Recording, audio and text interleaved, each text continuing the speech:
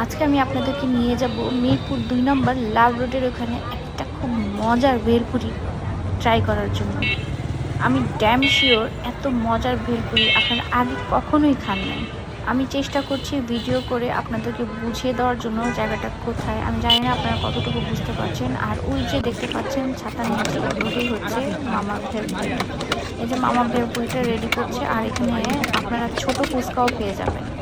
আর ওনার প্রসেসিংটা খুবই সুন্দর। আর সবচেয়ে মজার বিষয় যেটা, সেটা হচ্ছে ওনার টকটা এত মজার। আর তেঁতুলের টক পুরোটাই।